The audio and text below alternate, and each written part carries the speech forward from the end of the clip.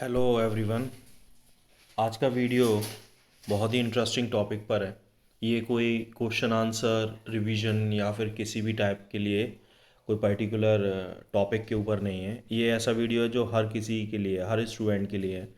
और कोई special board के लिए भी नहीं है, चाहे एमपी बोर्ड हो, सीबीएसई हो या आईसीएसई बोर्ड हो। ये सभी तरीके के बोर्ड के लिए है। जैसे कि आपको स्लाइड देख के ही समझ में आ रहा होगा ये क्या लिखा है। स्पेशली मैंने हिंदी मीडियम के स्टूडेंट्स हैं, इंग्लिश मीडियम के स्टूडेंट्स हैं, उन दोनों के लिए ही बनाया है।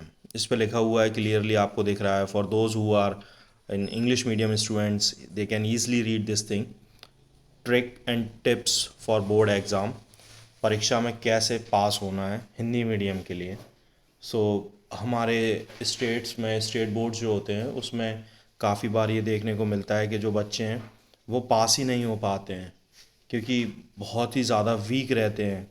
और बोर्ड कोई सा भी हो, चाहे सीबीएसई हो, उसमें भी बच्चे फेल हो जाते हैं, आईसीएसई हो उसमें भी हो जाते हैं। तो ये तो सभी के लिए ही है।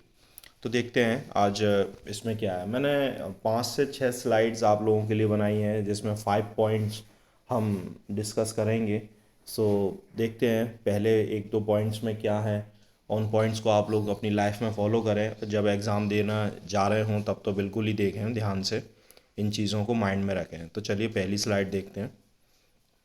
देखिए फर्स्ट स्लाइड, पॉइंट 1 आपके लिए है, रीड द क्वेश्चन केयरफुली। प्रश्न को ध्यान से पढ़ना है। प्रश्न को ध्यान से पढ़ने का मतलब ये है कि आपको जो क्वेश्चन देखना है, तो क्वेश्चन में ये चीज़ ज़रूर देखनी है कि वो क्वेश्चन कहना क्या चाह रहा है आपसे।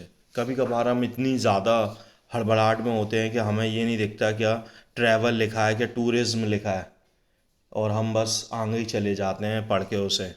टूरिज्म को टेररिज्म पढ़ लेते हैं, टेररिज्म को टूरिज्म पढ़ लेते हैं, और बहुत ही ज़्यादा बिल्कुल लास्ट के टाइम में बहुत दिक्कत हो जाती है।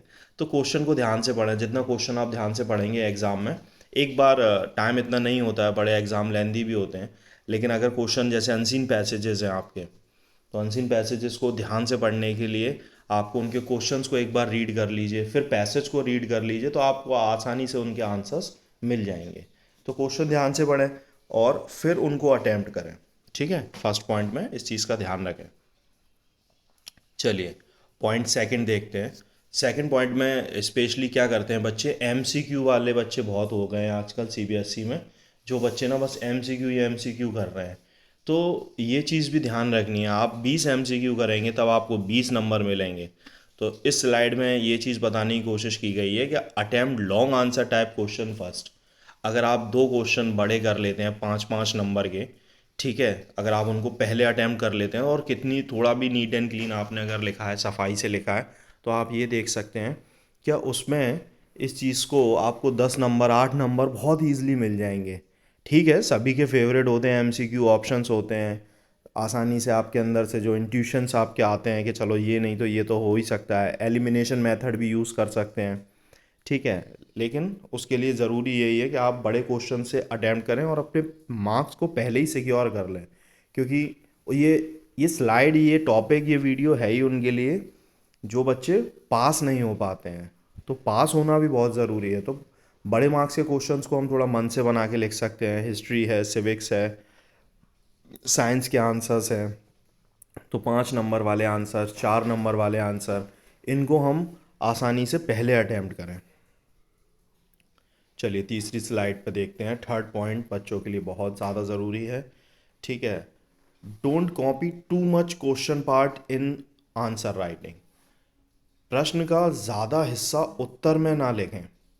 अब ये क्या है, ये चीज़ बहुत ध्यान सो हम में जो चीज़ बहुत ज़्यादा दिमाग में रखनी है वो ये है, क्या don't copy too much answer part in answer writing question part. इसमें एक्चुअली क्या प्रॉब्लम है कि बच्चे क्या करते हैं, ज़्यादातर ना प्रश्न का हिस्सा ना आंसर में लिख देते हैं।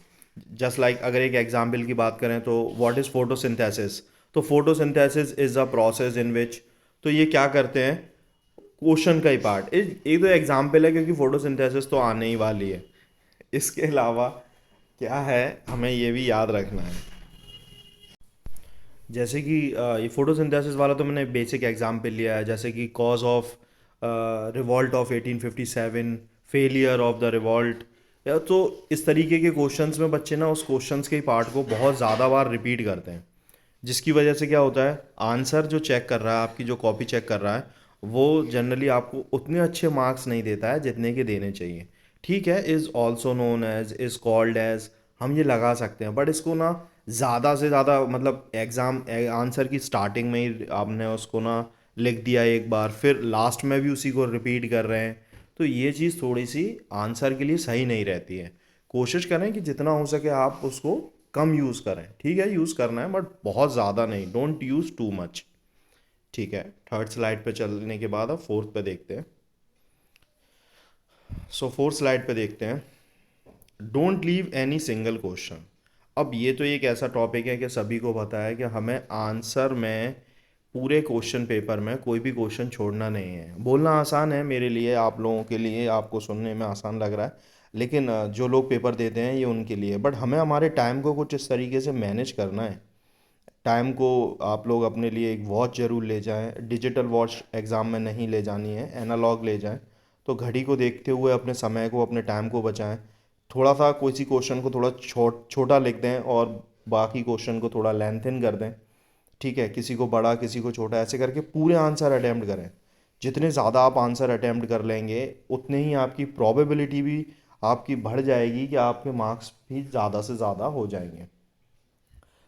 ये चीज़ बहुत ज़्यादा ही इम्पॉर्टेंट है, लेकिन आपने अगर आंसर को छोड़ दिया दैट मीन्स ज़ीरो नंबर है।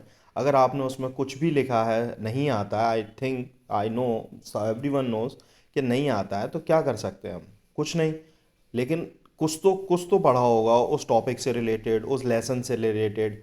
नहीं आता है तब भी आप उसे कुछ भी लिखें, थोड़ा बहुत मन से बनाए, लेकिन उसे अटेम्प्ट जरूर करें। एक नंबर, आधा नंबर, चार आंसर छोड़ दिए तो ज़ीरो नंबर है, चारों में थोड़ा थोड़ा भी लिखा, आधे आधे हाफ मार्क्स भी मिलते हैं, तब भी आपको 2 मार्क्स हो जाते हैं। तो ये बात आपको बहुत ध्यान रखनी है, किसी भी प्रकार के प्रश्न को छोड़ना नहीं है, ये बात भी ध्यान रखना है।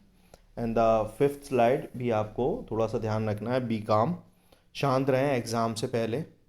ठीक है, मन को थोड़ा शांत रखें। अपने दोस्तों के साथ जब भी आप एग्ज़ाम देने जाएं तो अपने दोस्तों के साथ ज़्यादा बातें ना करें, बस पहले एग्ज़ाम पे फोकस करें। एग्ज़ाम हो जाए फिर आराम से अपने दोस्तों के साथ हैंग आउट करें, उनके साथ घूमने जाएं और बातें करें।